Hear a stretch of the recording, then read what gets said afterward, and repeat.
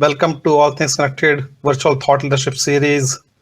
And today we are going to discuss about future of manufacturing, data-driven use cases to transform the way we shall design, manufacture, distribute, and service in the future and create a sustainable manufacturing environment. So we have with me in the audience right now, and they'll be joining it on the stage. We have Rainer Wolf. He is a VP and GM for manufacturing operations at Edwards Lifesciences. Then we have Boon Lim, President, South Korea, ASEAN, Pacific, and India at Hexagon Manufacturing Intelligence. And Agmon David, who is joining in from Israel. He is the head of Industry 4.0 and the head of Innovation Lab at UCT. So I have a couple of slides just to share with you my view on the future of manufacturing. I have opportunity to talk to CXOs as well as startups and academia. So few things, you might have seen this industry 1, 2, 3, 4 slide, which is like a stepwise image many times which you see. So I present it differently. So typically in manufacturing, we have two kind of scenarios, either low mix or high mix environment or low volume or high volume environment. So think of it 200, 300 year back when we used to do craft production, right? So there'll be guy, CK will go him and ask to build maybe some product. So the guy will, with the hammer and chisel, make it general purpose machine tool products, which we used to use, right? And then we had the mass production where we had the dedicated assembly lines. And now we're talking about flexible manufacturing and mass customization. So in a way, we are going back to high mix production, means personalized, customized, but the difference is we are now able to target the high volume as well, which was not possible today. And this is where comes the industry X.0 we call. Business model will also change in the future because in the high volume, low mix environment, it is basically a push model. You make the products in thousands and millions, you just push in the market.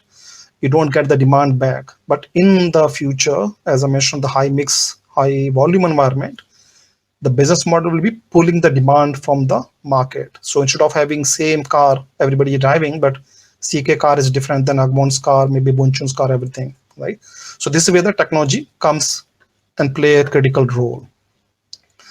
So it's not just about building the product, but also the process in the organization, right? And as you know, in a production line, there are different functional layers. There are different functional layers and different readiness layers. So when you talk about Industry 4.0, there's no one stage of across the organization. Each organizations across the functions have different stages, which we call it a current state. So when we work with the client, we look at the current state of each layer of the organization. Then we draw future state, what and how we should be progressing towards which direction, which complexity level. Then we plan our digitalization journey. And right side, you see the use cases. So each current state to future state roadmap can be classified and defined as a use case, which you can work forward with your partners and the solutions companies, right? Since the topic of today is sustainability, and I'm sure you have been hearing this term a lot, sustainability, every organization is talking about it, sustainability, whichever industry it is. So what it means, right? What does it mean as sustainability? So in the context of manufacturing, if you look at, and most of you are familiar with the linear system of manufacturing, right? So supply chain, design, manufacturing, assembly, and consumption, and then end of the life.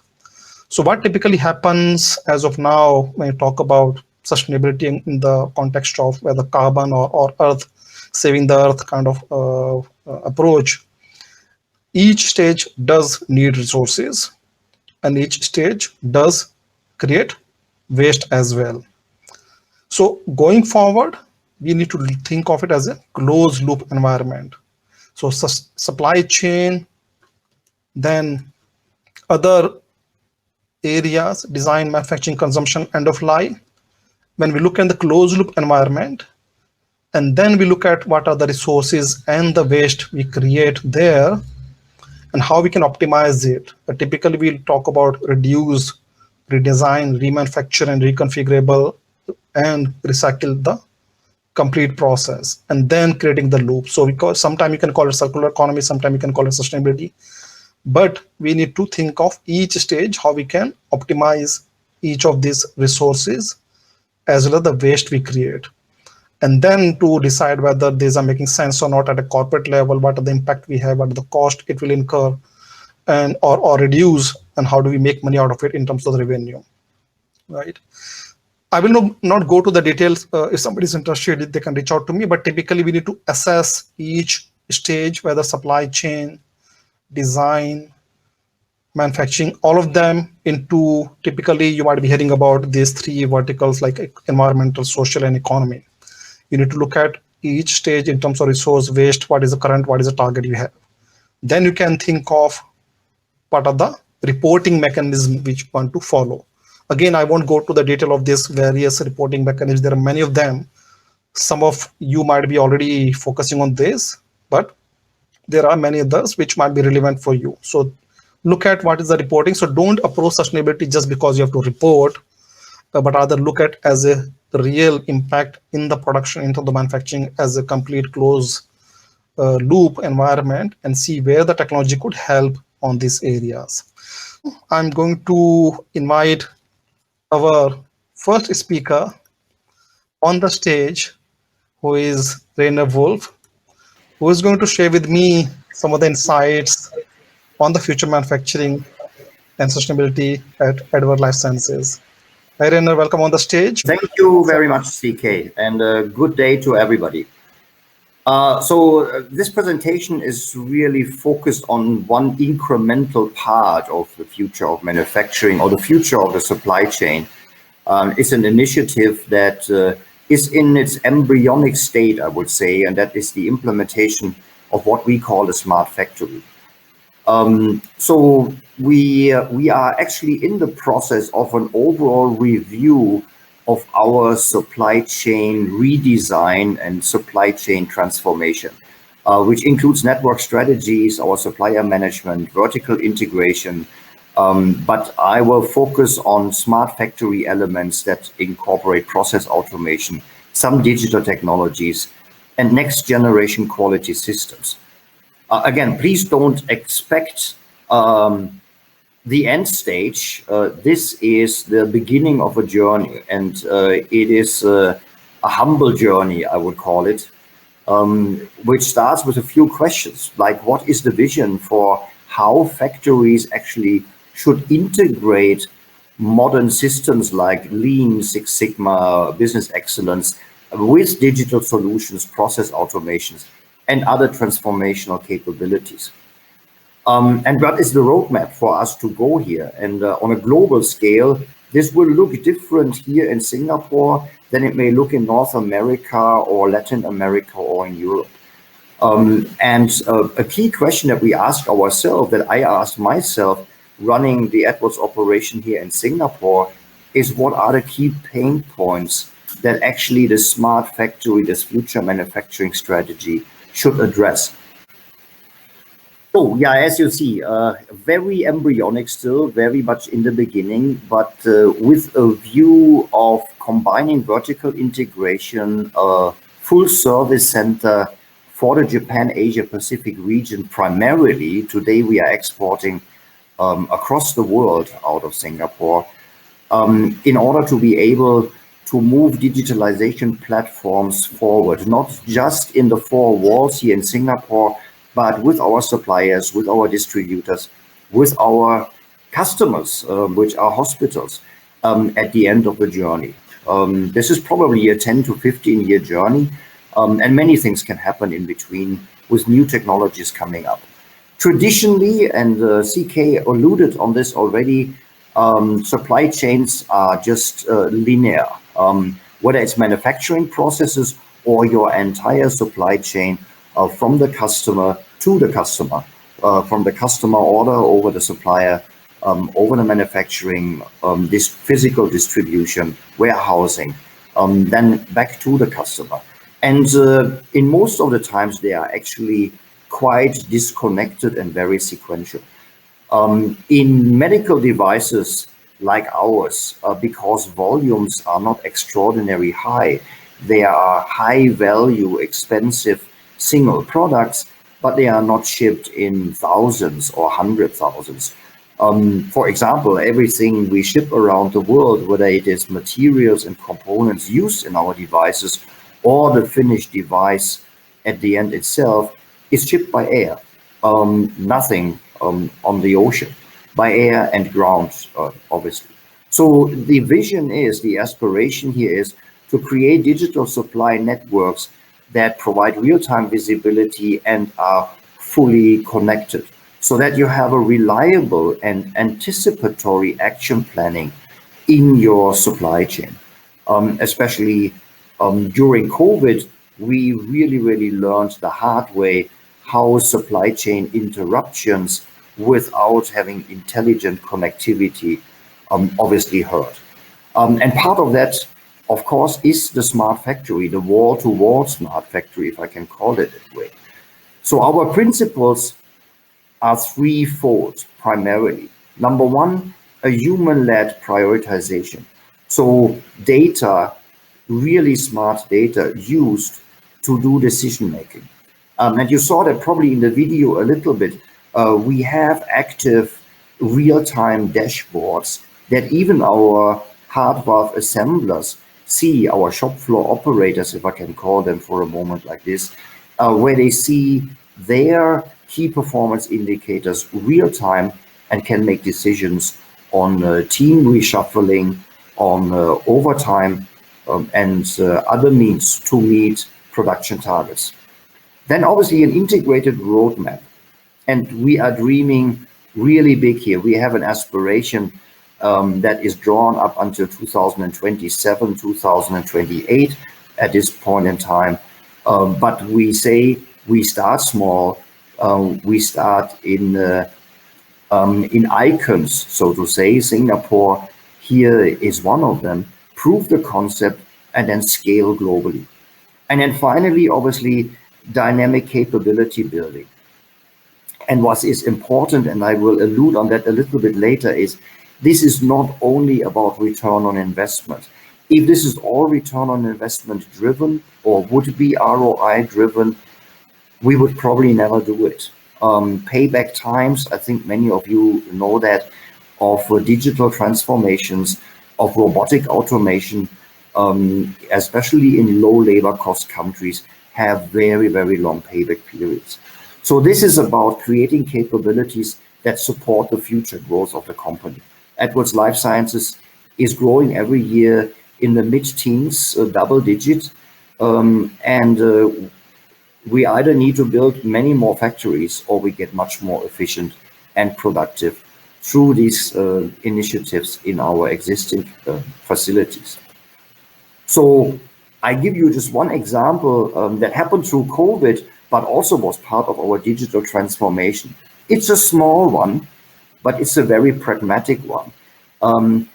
When we transfer products from our headquarters in Irvine, California, where also our product R&D is, we need to train and certify trainers that can then train and certify our hardware assemblers here in Singapore. The certification, the training and certification process takes about 3 months at minimum. So every year we send a significant amount of trainers or to-be trainers as students to California to learn the trade of a new technology or how to manufacture a new product. In other cases, we sometimes also flew master trainers from America to Singapore, had them stay here for 3-4 months to teach a larger number of employees here. So when travel is not possible anymore, like it was last year, it would have meant basically technology transfer, product transfer, any kind of innovation and advancement in our facility here in Singapore would have come to a complete stop, which obviously is in the long run a revenue loss, an opportunity loss, as well as an impact to our patients we serve, for example, here in the Japan, Asia Pacific region. So what we did is we created a digital system. It's called Monitor on Scope, very simple term for it, but it required a lot of activities. We had to create new data lines between California and Singapore, high speed, high bandwidth data lines, because the pictures between here that you see on that screen that is on the microscope and the pictures that are created over in California cannot have a delay less than about 1/10 or 1/5 of a second in order to make this an interactive process. So we created lines, trainee lines. We have a technical training excellence center here in Singapore that can train about 400 people at any point in time in parallel. And rather than sending these people in groups, 20, 30 of them in groups over the year to California to be trained, we trained them digitally, remote, with this monitor on scope system. And one trainer in the United States had a group of 8 trainees that they trained in parallel, virtually, and gave them real-time, instant feedback about the quality of the job they were doing or mistakes they were doing. So this trainee monitoring station concept looks like this. It's actually 8 trainees. I have only 4 here. And the master trainer sitting at the other end of the world, actually monitoring exactly every single step that they are doing. When we talk about sustainability, you can imagine, and I allude on that a little bit later with a few numbers, this has an impact at least on saved air miles, but also people that are not having to travel and stay 2 or 3 or 4 months across the ocean in a different country away from their families and so on, which is very often a personal hardship as well. So what is the impact of all of these things we are looking at? You saw in the video also an MES system, a manufacturing execution system that led from a paper-based device history record. And for those of you who are familiar with medical devices class 3, every device has a logbook, a device history record, which is in some cases as long as 700 pages and contains more than 150 manual signatures and checkpoints in it.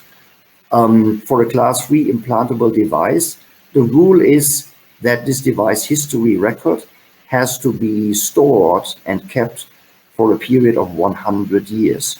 So imagine talking about 100,000 of devices made every year, times 500 to 700 pages in a device history record stored for 100 years.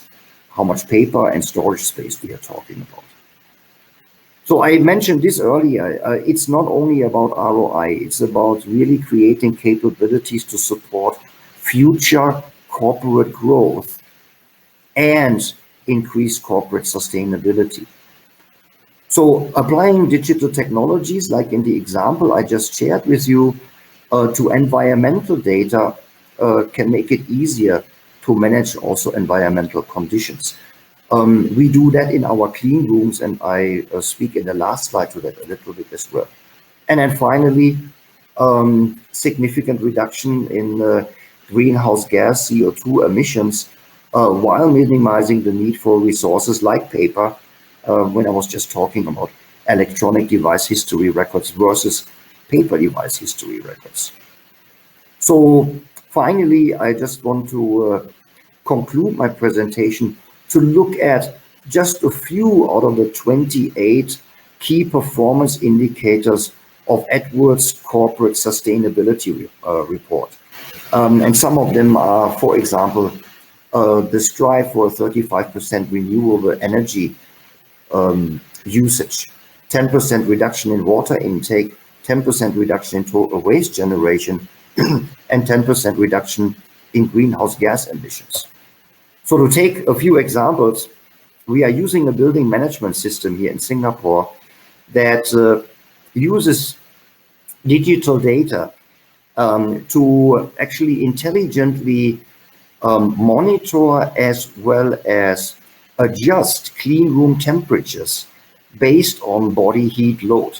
Some of our clean rooms have only 30 people, Others have 700 people at any point in time in there. But during weekend shifts or during night shifts and during other times, there might be only 400 bodies in the room instead of 500 or 600 or 700. So the heat load is different, and the AHUs, if not controlled, basically are working with the same power and the same efficiency, respectively inefficiency, and the temperature in the room actually fluctuates as well. I was talking about remote training and certification of hardware specialists. If we talk about 30 employees per year that travel overseas, and that is a small number actually, we talk about 350 to 400,000 air miles easily saved. Our corporate goal is that by the end of this year, we would reduce our total air miles traveled around the world across the corporation by 3 million miles versus the 2018 baseline. So we are contributing easily to 10 to 13% to that with our Monitor on Scope initiative. And finally, as sad as it may sound, once automation is able to reduce manual labor, and again, some may think like, wow, there are many people losing their jobs. It is a change in job scope. It is a change in job value. Of course, there will be lower skilled and low wage or lower wage jobs that may be substituted by automation over time, but there will be also a lot of opportunities for people to upskill and upgrade because they need to be robotic technicians or automation technicians. So it's not about human versus machine, it's more like human plus machine. But at the end of the day, it will potentially lead to a significant manual labor reduction that then at the end of the day will have impact in food preparation and food waste reduction in the cafeteria. It will lead to water conservation, toilets, showers, and so on, as well as transportation. Again, in a corporate perspective, this can be pretty large scale. Even for us here in Singapore, we have about 2,000 employees with about 900 plus that are pre-pandemic and hopefully post-pandemic again, that were commuting from Malaysia every single day to Singapore. So think about the fuel consumption, the CO2 creation of all these buses that have to go back every day over 2 shifts back and forth. So in total, I think we are making small contributions to these big corporate sustainability goals. But as I said, it is only the beginning. And I would be very interested to hear from others, especially if some of you in the audience are in the manufacturing of medical devices, what kind of initiatives you are driving, what kind of pitfalls you see, and things that we could learn from you before we repeat mistakes that others have done before already. Thank you very much. Thank you, Rena. Wonderful presentation. And it's a very good start. In fact, Miss, I like the last slide, which talks about the number of miles and the carbon footprints which are able to save with just by reducing the trainers across the globe and flying the trainees other part of the world. So I have a lot of questions, and for the audience, so thank you so much, Rena, for sharing your insights. Today, I'd like to talk to you about how we can use the technologies in Industry 4.0 to support sustainability. And, many of us know this, but in terms of the population growth in the last 100 years, population growth has really expanded. And we are expending a lot more resources. And if we don't take care, our Earth will be very difficult to support the population in another 50 years or so. So material resource depletion, deforestation, CO2, global temperature rise, all these things are things that we hear every day. So what can we do about it positively? This lady, Mrs. Brennan, she is the former PM of Norway, and she says sustainable development is the development that meets the needs of the present without compromising the ability of future generations to meet their own needs. Very well said. This is something that, you know, all responsible companies, responsible government, and even responsible individuals, we need to look at how can we use the resources wisely and to be able to live a good future for our children. And many countries, many companies are all responding to sustainability. And in the same way, Hexagon is also doing that.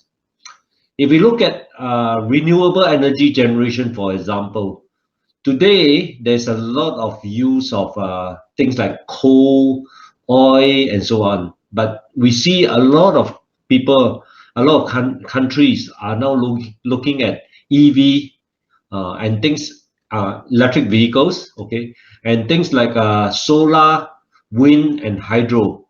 And the projection is that in the years to come, these alternative energies will take up more and more, while the traditional energy sources such as oil and gas, as well as coal, will start reducing.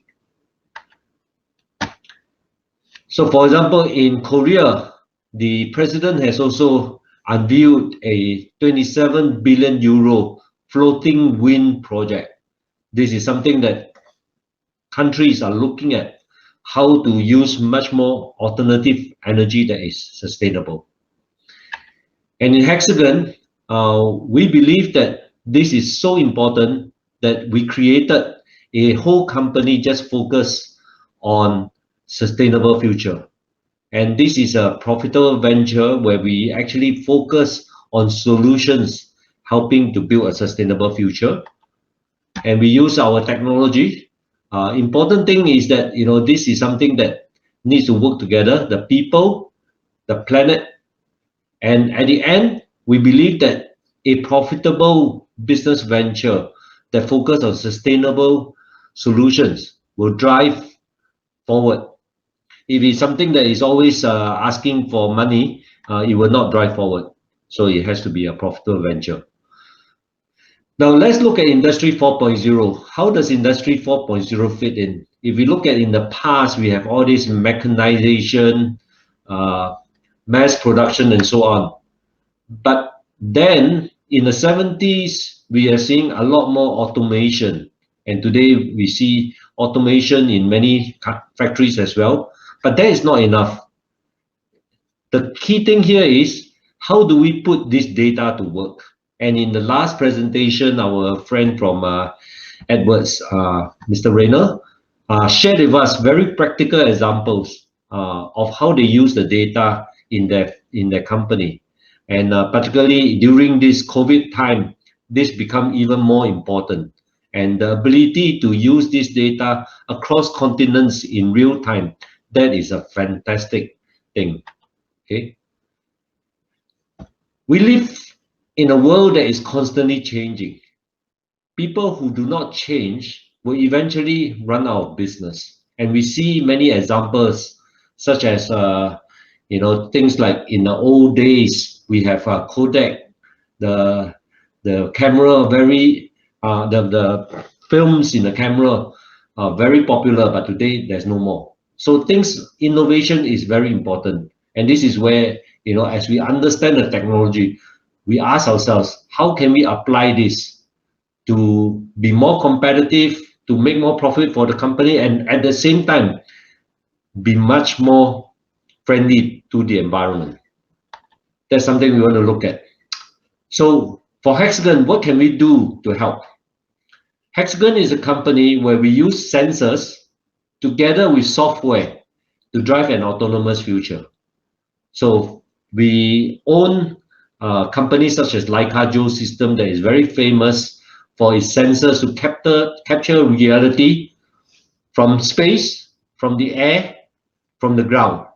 And we are able to capture the entire pictures. We also have metrology solutions where we scan the parts that you want to do reverse engineering.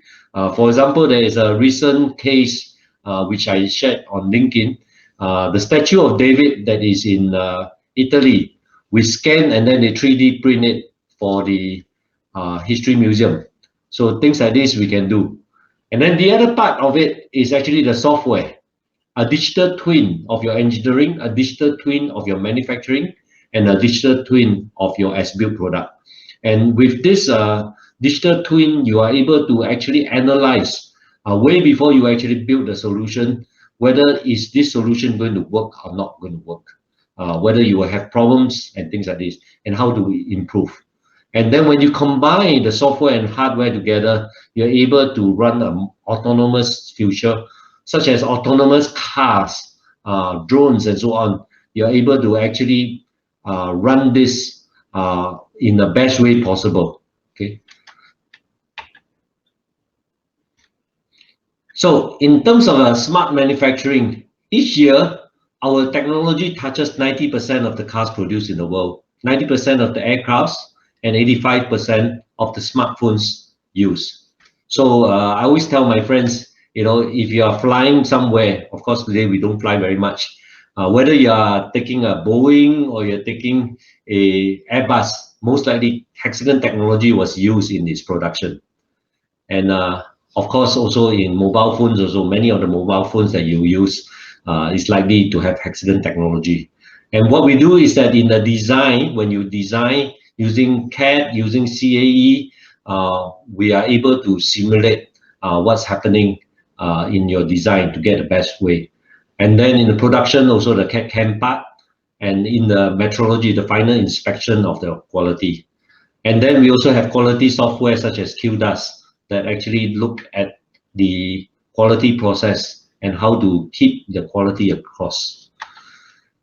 So let's look a bit more into the industry 4.0 trends in the smart manufacturing. There's a lot of drive on industry 4.0 on sustainability, autonomy, and big data. And the key question is, how do you bring this all together to give you the digital transformation that will improve your whole operation?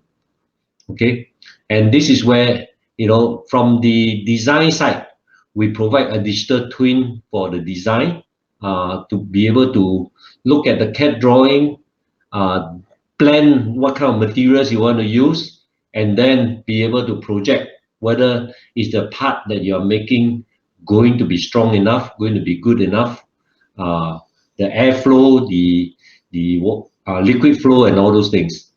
On the production side, we have the manufactured twin, where, for example, you have the CNC machine. You can actually simulate the whole CNC process for any CNC machine, and then try to find the best path so that you can use your equipment the longest and safely. And then also the lifetime twin on the maintenance, on retirement of your products and things like this. So what we want to do is when you go into sustainability, right from the beginning, how do you design for sustainability? And in sustainability, you are talking about renewable energy, e-mobility, for example, electric cars, materials utilization. This is super important. Today, there's a lot of lightweighting, and people are using composites to make it much lighter so that they use less fuel. And the kinds of materials that you use, is it strong enough? Is it safe enough? And things like this. All this we need to know. Noise pollution as well. If you notice, you take an Airbus, it is quiet. It's quite quiet in the cabin. All that simulation of the noise is very important. And then for energy efficiency, also looking at that. Lightweighting is also another big thing, which a lot of people do for sustainability. Okay. So predictive engineering simulation is very important.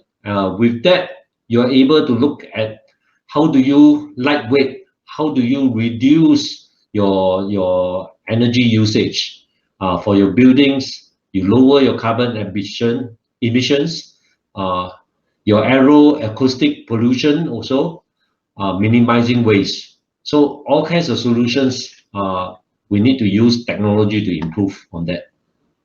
Okay, so by increasing your productivity and reducing waste, look into the process and says, how can we do this? Later, I will share with you some real examples of our customers applying technology to reduce their wastage and to improve. So to do that, it is important to consider sustainability at every stage of the manufacturing process. We need to think about the design. We need to think about the manufacturing. How do we manufacture? We need to think about how do we use the product. Okay. Next one. So for example, in wind energy, the blade dynamics is important. Whether it's going to be efficient, the gearbox drivetrain, gearbox power, the acoustic, the wind blade inspection, blade fatigue, composite materials, landscape, geospatial mapping, and also the wind turbine gears evaluation. So every step of this will give you the better performance for the product, and this will improve the whole process.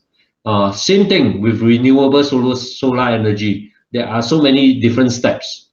And if you look at this slide, below the main points down there is the bracket. And those are the Hexagon products that customers use to improve the manufacturing, improve the panel inspection, and so on.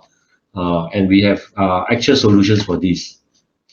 In e-mobility for the car, electric car, you look at the electric motor, look at the body structure, the cabin, the external environment, using new materials such as composites or other things, the power electronics part, the battery inspection as well as the battery design.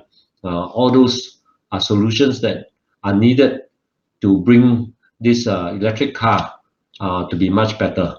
I actually drove a Tesla just for fun in China once, and it is really, really quiet. We are so not used to it because when we accelerate, we want to go fast, and then we hear the sound coming from our normal fuel injection car. But for electric car, it's totally quiet. So acoustic is also important. Okay. Next one, in the material design, again, you look at the kind of materials that you have. And for example, BMW uses our solution to inspect whether the fibers are properly aligned. Because if the fibers are not properly aligned or they are breakage, it makes the material weak. So things like this are important for the assessment. Of course, noise pollution, I already mentioned this just now, aero engine noise and so on. And also energy efficient design. So this is also important, and be able to simulate when you use different insulation materials, when you use the HVAC, how do you simulate in your design whether this is good or not good. Okay. What you see over here is a project in Germany where they use they redesign the hinges to a car, and on this hinge, using additive manufacturing, they are able to redesign this for lightweighting, and this has won an award in Germany. So this is also another example. So I'm going to share with you just 3 examples of some customers using the technology, how it has improved their products. First one is from GM, lowering cabin noise comfort in GM electric cars. As I mentioned, electric cars are very quiet, and when I tried Tesla, it's also very, very quiet. So any noise coming from the road or from the wind, you can hear it, okay, because you don't have the engine noise. So you want to be able to simulate what you do. And even your car doors, for example, I was told that a 1 mm extra big gap can cause 20% more sound coming into the car. So these are important things. For Bosch, digitally lightweighting of fixture tools, also another important thing. So in sustainability, using less materials and lightweighting is super important as well. So this is something that is manufacturers are continuing to do. Panasonic, for white goods like this, we also want to look at efficiency of your ceiling fans and things like this. Okay, how to make it better. So that's the last example. So what I want to conclude is that sustainability is totally possible. We need to all work together. The people, the planet, and also a profitable model is possible. Let's work together to save the planet. So thank you very much for your attention. Thank you so much, Choon. Very interesting presentation. I think you have covered a lot of how part of it and almost all the stages, which I was also sharing in my presentation, from design to manufacture to distribute and recycling part of it. Very impressive presentation. I think very strong portfolio of Hexagon as well across the value chain. Again, in the interest of time, so thank you so much, Choon. Thank you. I'll see you shortly again. Welcome on Agmon. Great. So thank you very much, CK. It's very an honor to be here and talk. It's very interesting to see the previous talks, very respectable companies. I imagine most of the audience don't know our company called UCT, or some of you do. We are about a $2 billion company in the field of ultra clean technologies. So we do a variety of systems, subsystems of gas flow systems for the ultra clean, from the component itself to the full system, to later on giving services of cleaning the products and so on. Some of the items look like this. So we talked about manufacturing. A lot of the manufacturing is ultra clean, right? Chips. We talked about the chips, sensors, pharma, quantum is going to come soon, and others. And in Singapore, there's a very strong ultra clean manufacturing scene as well. I come from the industry 4.0 innovation lab, which I'll explain shortly. Here in our facility in Israel, I'm located in Israel. We are the largest metal processing factory in Israel. Variety, hundreds of CNC machines, some of them like old machines, some of them are new machines. In this talk, I'm going to try, and the focus is use cases that are driven by data, right? So I'm going to try and touch a little bit about the data in smart manufacturing, and I hope it would be interesting for you. Just also, I'm going to share on the chat my LinkedIn. Feel free to connect with me or ask questions and so on. In terms of the manufacturing, we have hundreds of CNC machines. You see that the lines here that are giving electricity, they are also connected even to the legacy and to the new machines. And the new machines, they are completely like come with a HMI that is a computer basically inside that helps extract the data and manage the execution of the manufacturing as well. We have clean rooms and ultra clean rooms also in Israel for manufacturing and for R&D, warehouses and automated warehouse and storage. Many Cartex, it's a large building where a large system that you just take the box that you want, right? It's like a fulfillment center, small fulfillment center. Every new machine that we are bringing, it already has integrated robotics. Those are CNC machines. CNC is basically taking a piece of metal and then drilling in it to make a hole, or rotating the metal and taking another metal to scratch it. And there's a lot of millions of parts that usually somebody needs to put inside the machine and take out. So new machines, they are coming with integrated robotics. And for old machines, we are implementing cobots.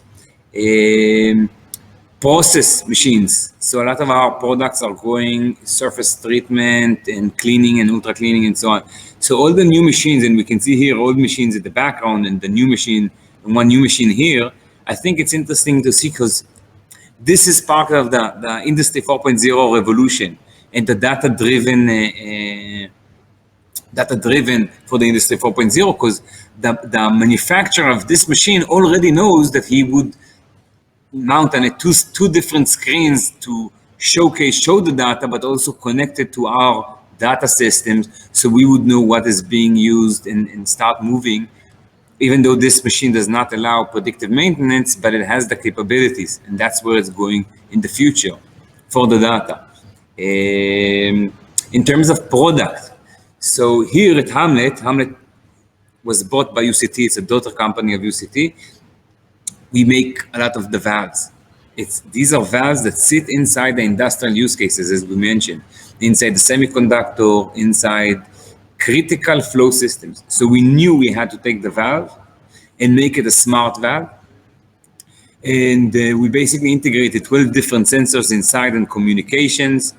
And we built a platform of a smart valve. In the audience, there is an engineer, Lishi, he's leading also a lot of the hardware changes here. He sits in Singapore. So Hamlet's IoT team sits in Singapore, and Mr. Lee is also here in the audience, and feel free to engage with us. But the concept here was taking a valve, which was before didn't do anything, and suddenly making 12 different sensors associated in it, connecting it to the cloud, and suddenly a valve that didn't do anything before. Usually you would need to connect sensors before it and after it and take lines for them to the PLC, and the PLC would do a calculations. Now everything is in the valve. If there's a fire, the valve can shut itself. You have a leakage, the valve will shut itself. You want to know what's the position of the valve will tell you. When the valve is going to die and moving into predictive maintenance, the valve can tell you, and so on. Obviously, data-driven decision and data-driven revolution, this is part of it. The valves in the factories are going to speak, and I'm going to give here 2 examples out of it. And this is at Hanover, because we were the first actually real industrial valve that is certified and approved and have all the sensors. We were presenting and were asked to present together with a variety of companies from Siemens, Samsung, Amazon, and different use cases. Here you can see, okay, there's a valve in the factory, digital twin. You want the data from the valve. What's the flow? What's the pressure? What's the temperature? Live. Can you control it, close it, and so on. So making the valve smart can do it. The whole activity, okay, we did with open innovation. So we embraced and went for a tender with the Israel Innovation Authority. It's a body from the Israel government, similar to the ESG in Singapore in a sense, that had a grant to open an incubator, or like a corporate venture capital, mini corporate venture capital accelerator program, that startups coming into us would work for 12 months. They get free office space, they get 1 million Israeli shekels, like 400,000 Singaporean dollars. They get free office space, access to our advanced manufacturing sites. So startups sit with us, we connect them to mentors and build a very strong ecosystem. So we went ahead and partnered with a lot of technology manufacturers or providers, universities, and anybody that can give value to the startups that are running in our program. And what it did, it helped us build a community of people who are interested in Industry 4.0. We work with a variety of universities here in Israel and also in Singapore and US and NTU. On the call now, in this meeting, there's also Mrs. Chao Ching. She's an intern sitting in Singapore under the LET Lab promoting the market there. So as a lab that is focused on Industry 4.0, we evaluate a variety of technologies. Either we work also with universities to test out projects from robotics to evacuating metals, contaminations of the environment and how we can clean it and so on. We went ahead and mapped all the startups in Israel that are focused on Industry 4.0, looked who are the supporting and funding bodies in Israel, who are the technology enablers. And one that I want to draw your attention to is notice there are a lot of startups in the IoT platform. And many of them told me, Agmon, move me from here to the AI, to the artificial intelligence. And there are many artificial intelligence. Artificial intelligence, this is This is focused on big data and data driven, either for predicting when the quality is going to shut down, right? Or predicting when the machine are going to die, or predicting hazardous materials and so on. IoT platform is for connecting all the machines, all the data, either for distributing the messages, but mainly first is visualizing, understanding what is being manufactured and how. So these are data-driven items, obviously cybersecurity. Now this is a treat. Most of you are from Singapore. So this is the first time that we are releasing this map. This is a map of Singapore Industry 4.0 ecosystem. And I challenge you to tell us who's missing. We went ahead and mapped this. This is Akash and Chao Ching. She's also here on the call. They went and looked at a variety of startups in Singapore and in the Industry 4.0, including supporting funding. So there's a lot of entities in Singapore that if you didn't engage with them, with Asta or others, I definitely recommend you to go and look at the Industry 4.0 hub and other. There's also technology enablers that are working inside Singapore. I hope that this side, the upper side, is going to grow over the years, and I hope that Asas Ledla is going to help with it. So this is, you have the first access to the Singaporean map, and if you want it, feel free to connect with me on the LinkedIn or ask me and we'll send it. Part of what I do, other than make sure that we are mapping the industries and the challenges inside the factory and inside the community, and trying to do the match between what are the needs that we currently need and what is already out there. And I'm going also to a variety of factories. So I'm going to factories and meeting with factories that are different from us, similar to us, talking with the plant managers and understanding what is it that they have. And I also meet a variety of entrepreneurs, obviously. Here you're seeing an example. This is during the COVID, but this is an example of an entrepreneur who's developing a new kind of flow system.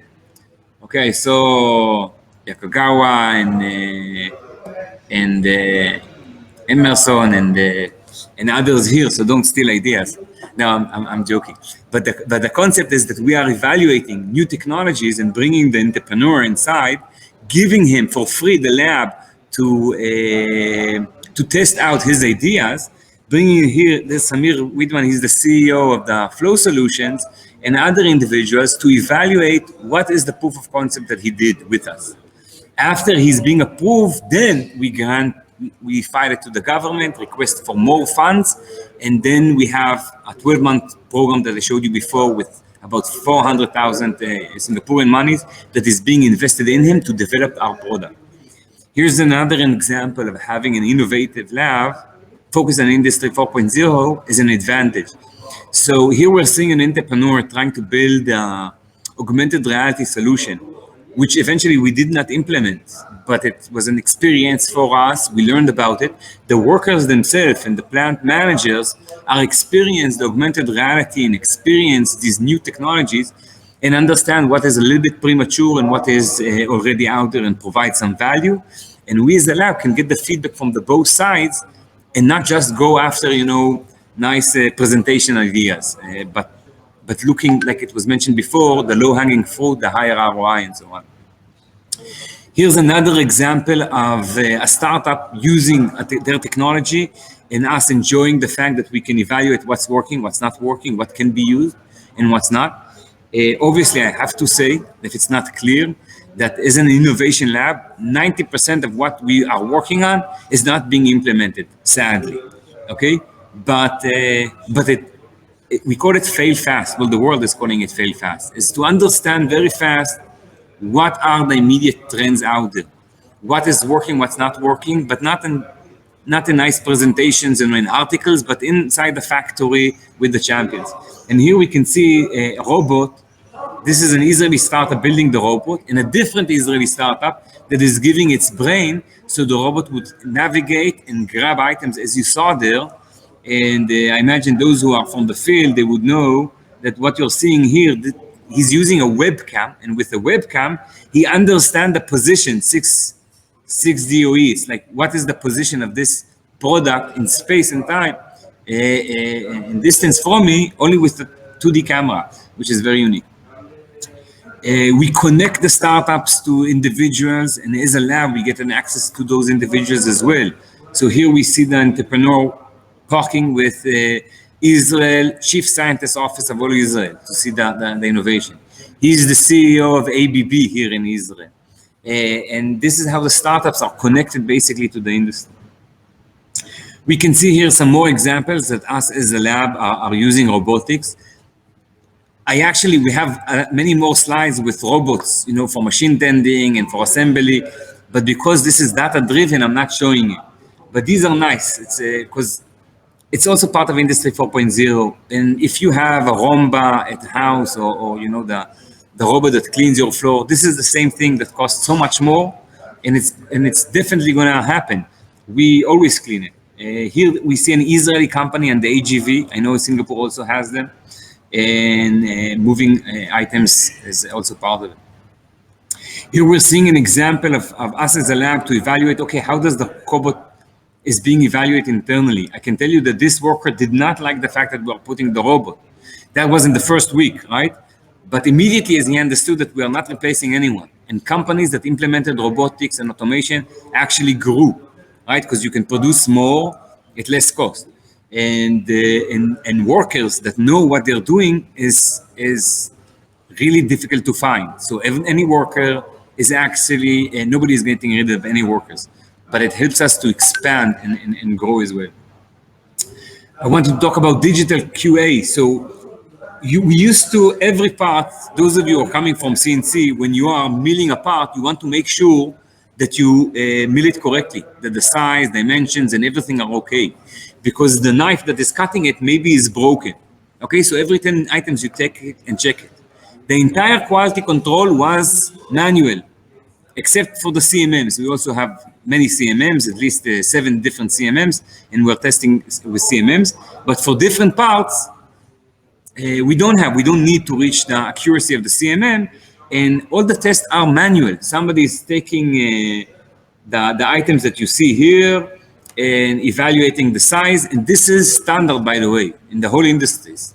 We are the ones that are advanced, and we have 2 different machines that items pass through the machine with by high speed and very accurate dimensions are being taken. But before they are cleaned from the oil, we used to have also everything is in paper, right? So we're moving into paperless, like many others, and suddenly all of these testing systems are becoming digital. And you simply put the part here, and a digital system and vision system automatically takes the items. And the concept is that we'll have few of these, and an AGV would go, right? Because we have machine tending that puts the parts automatically in the machine. Now we need an AGV in a robot to take one part every 10 items or every, depending on the item, and to be tested. It would be automatically. So we're moving the quality control to digital, which would allow us to do statistical. 1 minute. Okay.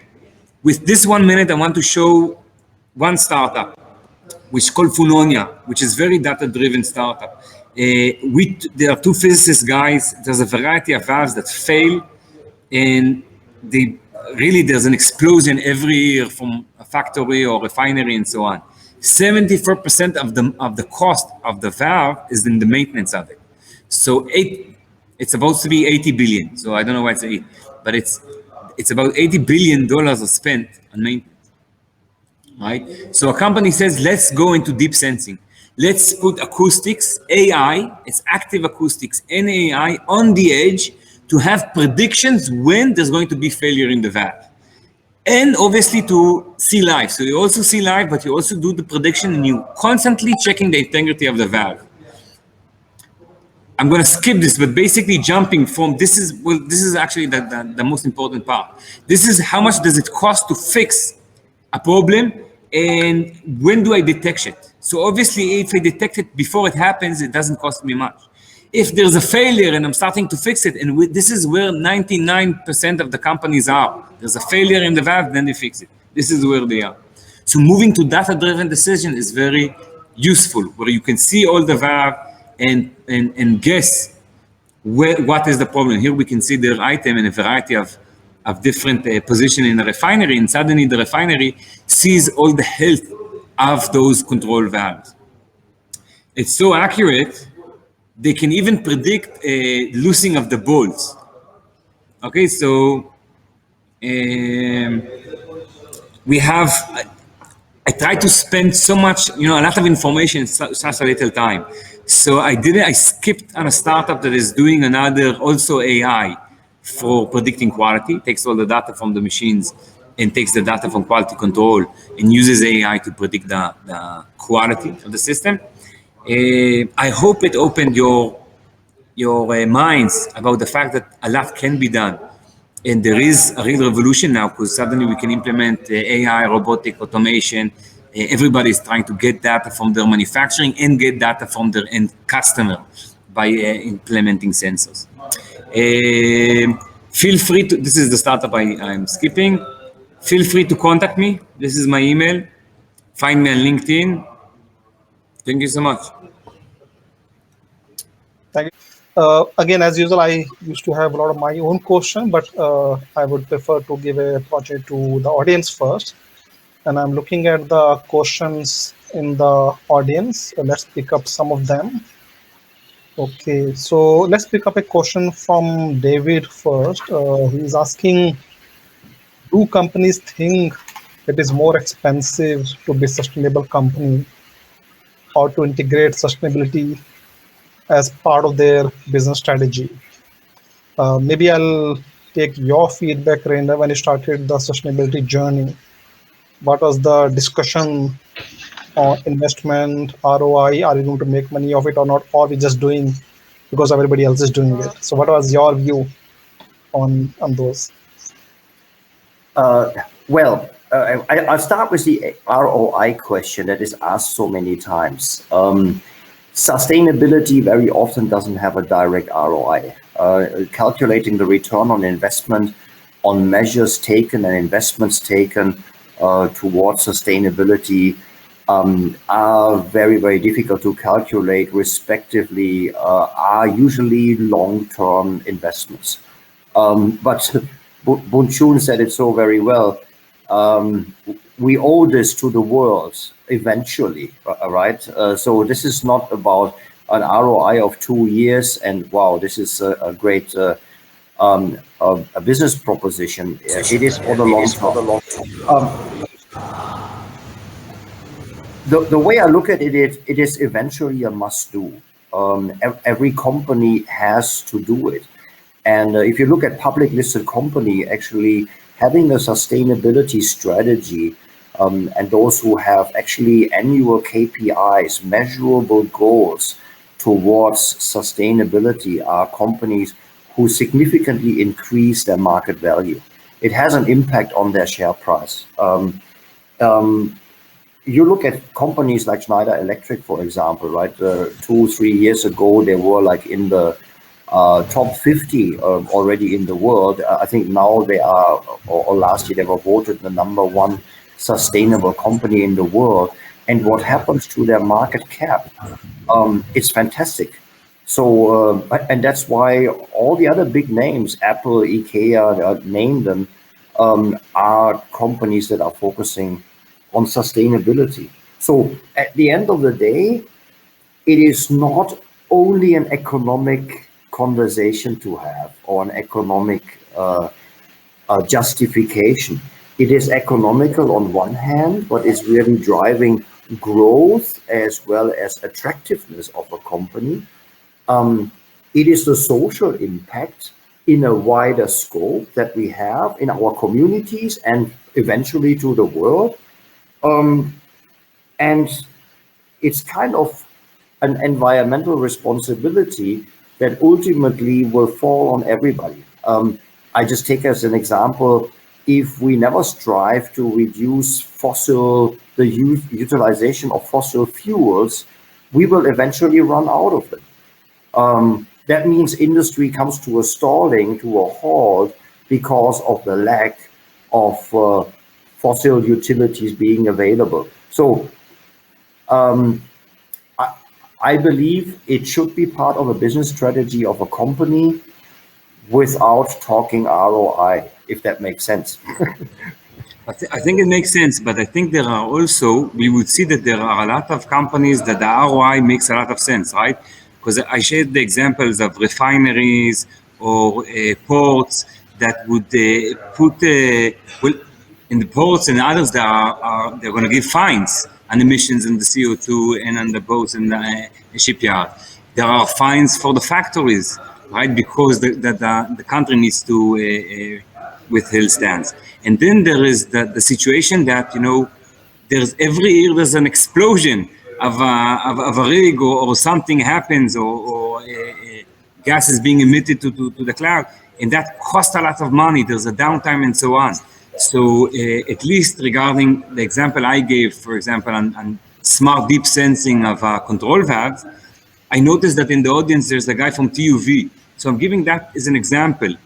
The company eventually in the future would have to move, if before TUV is giving once a year certification, they're going to move into ongoing certification and constantly monitoring it as well.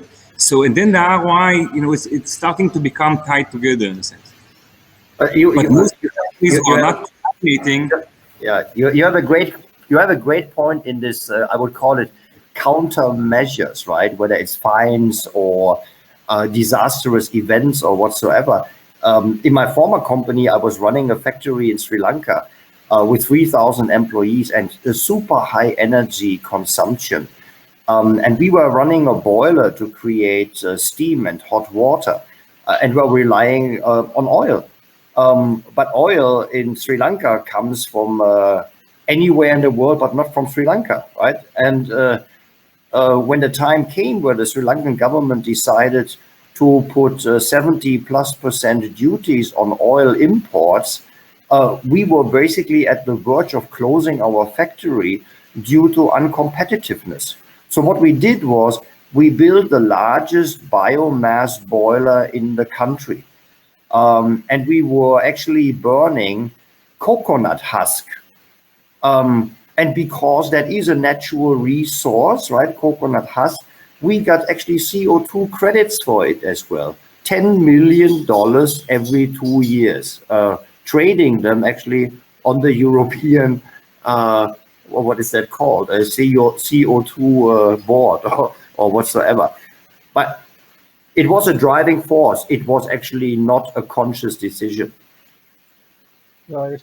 And just to take a quick comment from Boon yourself as well, and if I add another question here, is there a way to measure sustainability of operations of enterprises, and what would that metrics be? So, I mean, you come from the technology side of it, so I'm sure your side and your sales team have to sell the solution to organization to help achieve sustainability. So obviously there's an investment for them.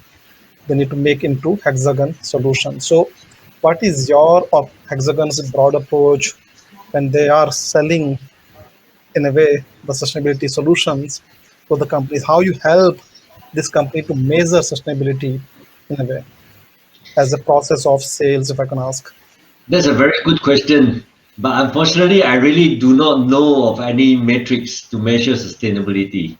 But back to the question earlier about can sustainability be something that you measure and you make an ROI on it? I agree, Rainer, totally. That in the first place is that this is something we owe our children and our future generation, and that this is something that it has to come with the mindset right from the top. The CEO himself has to drive this. But much more than that, what I think is that it need not be a zero-sum game. It can be something that you apply, and yet you can earn money with it. You can make it profitable. So, for example, Rainer talked about the company share value. That is an excellent example. But besides that, in your actual products, if you can make your product to be much more lightweight, your product become much better, and you sell more. You can look at your products to be stronger and still lightweight, and things like this. These are things that we have to think about. And every business, they have to think about how can they do things that will support the environment, and at the same time make your product even better, so that you are more competitive, so that your product is even better than your competitors. So that's something I think we need to go in with that kind of mindset. Exactly. And when you do that, your business will improve, and your sustainability is great. And I don't know how to give the KPI on that. But again, We, as I we was actually saying, do have KPIs. Excellent. You can share with us.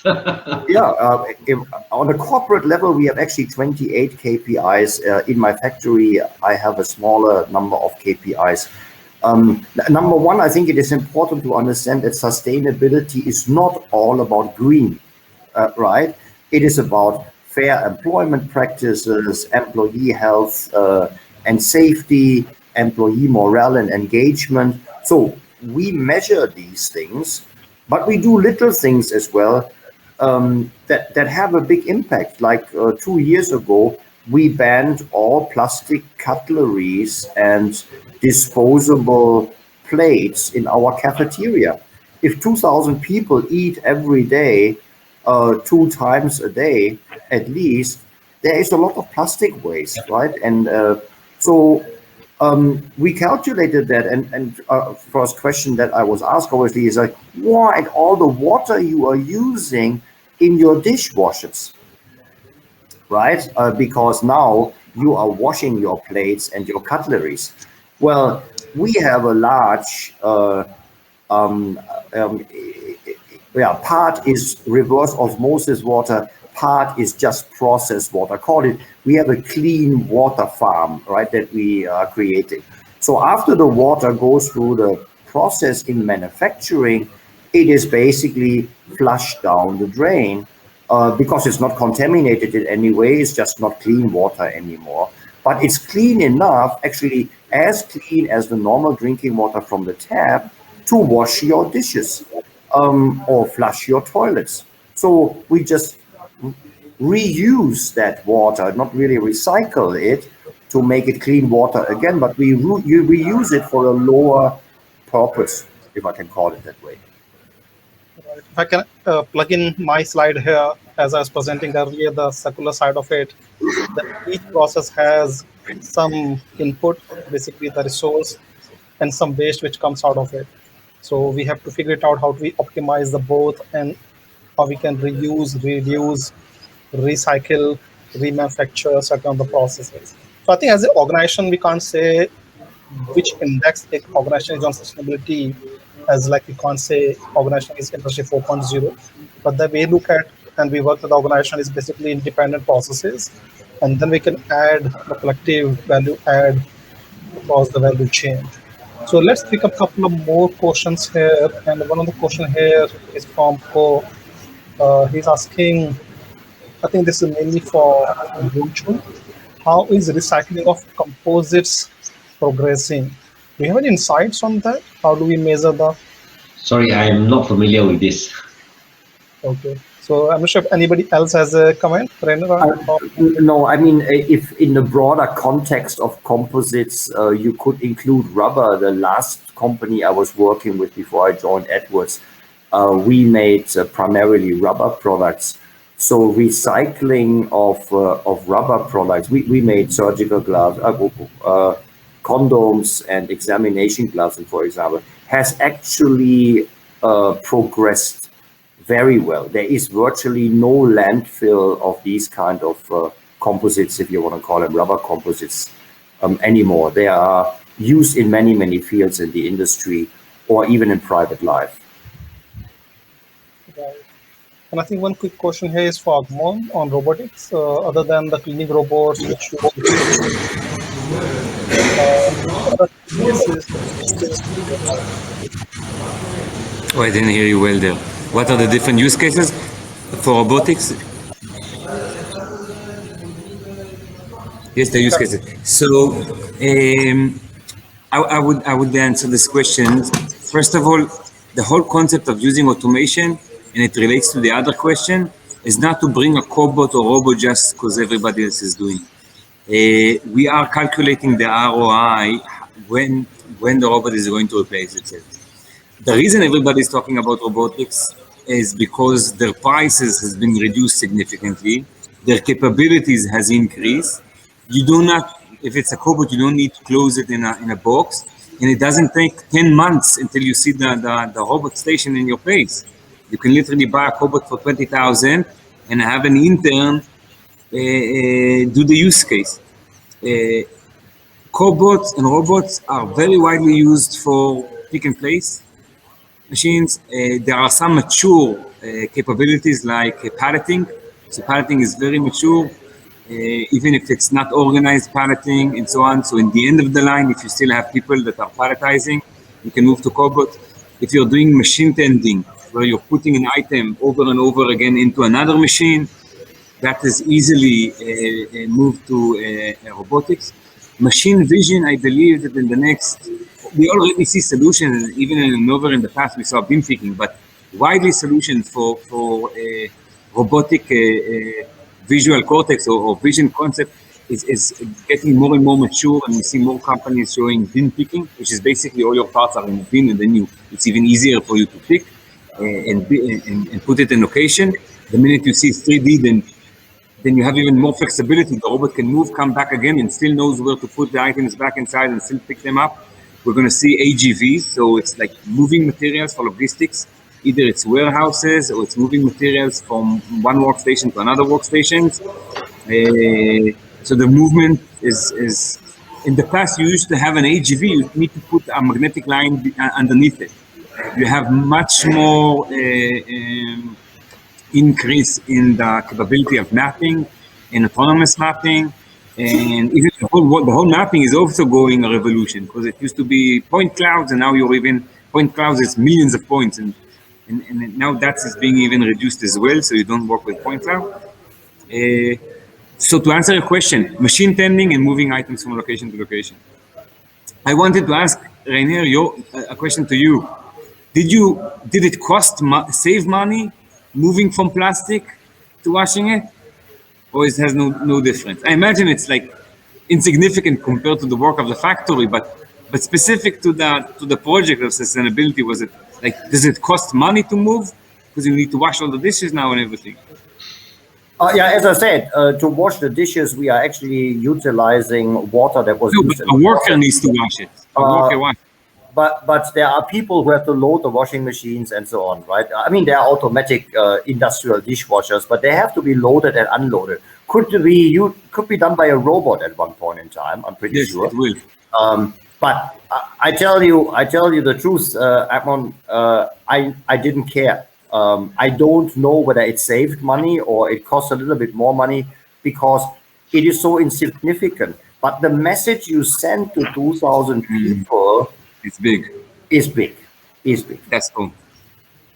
I agree with you. So I think sometimes benefit is not just measured in terms of dollar and cents, but also the long-term messages, what basically change the mindset of the organization itself.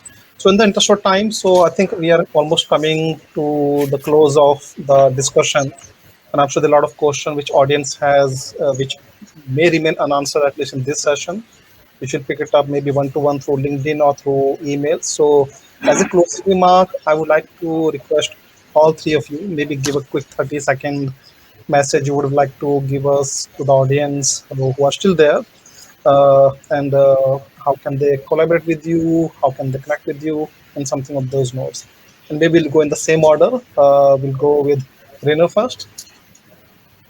Yeah, I think I said it at the beginning of my presentation. I am rather the learner than the teacher.